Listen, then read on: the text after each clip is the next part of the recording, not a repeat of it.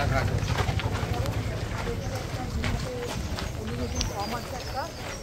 বললাম কারণ তাহলে তো স্পিড হবে, নাহলে মানে স্পিড হচ্ছে না। আর একজন ওকে ওকে ওকে, ভালো আছেন?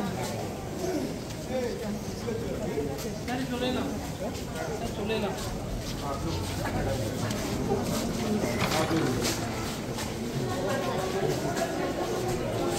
ভোটার কার্ড বার করুন তো, ভোটার কার্ডগুলো তুলুন লম্বা করে ভোটার কার্ড তুলুন।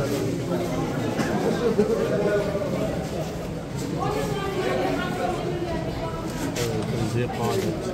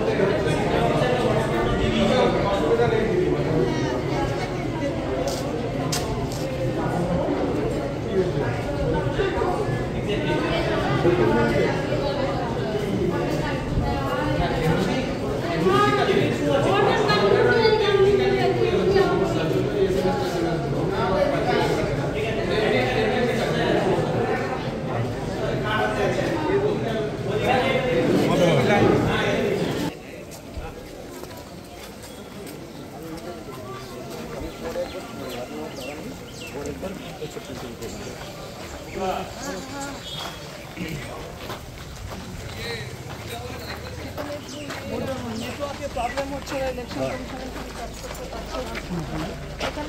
কে বলছেন?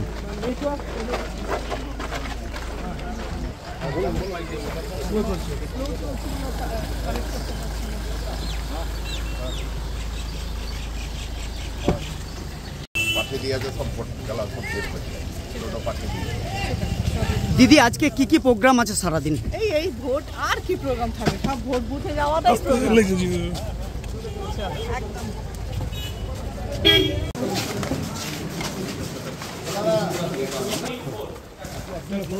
আপনি চলুন ম্যাডাম, আপনারা চলুন। সেগুলো করবো। সকাল থেকে দু জায়গায় দুটো কমপ্লেন জমা পড়েছে যে ভোট দিতে বাধা দেওয়া হচ্ছে, কিছু সমস্যা আছে। তোমার কাছে কি খবর এসে পৌঁছেছে?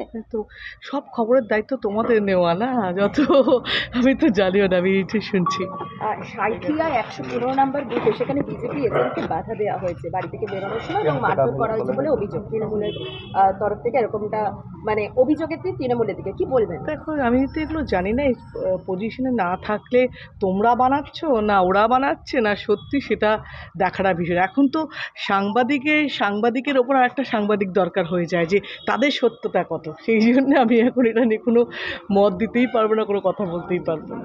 মোটামুটি এখন সকাল থেকে শুরু হয়ে গেল তোমার, আমার শুরু হলো তোমাদেরও শুরু হলো। এবং এই যে বিভিন্ন বুথে তুমি যাবে, মোটামুটি কটা বুথ তুমি কভার করবে? না ওরকম কোনো ঠিক নেই, মানে আমরা যেখানে রাস্তায় পাবো সেরকম ভাবে একদম সব ঠিকঠাক আছে। সব জায়গায় কিন্তু এত সময় আমি দিতে পারবো না সত্যি, তোমরা কিন্তু হ্যাঁ, কারণ এত জায়গা যেতে হবে না, যত বেশি যাবো তত বেশি জায়গায় পৌঁছতে পারবো।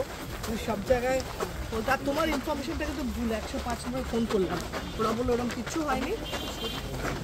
না ওরা বলছে যে আমার একজন এসেছিল যার চোখে একটু কম দেখেছিল, আর সে বলছিল তৃণমূলের এজেন্টকে ও আমার বুথটা দেবে, আর বিজেপি আপত্তি করেছে ফ্যামিলি নিয়ে, তো ফ্যামিলি আনতে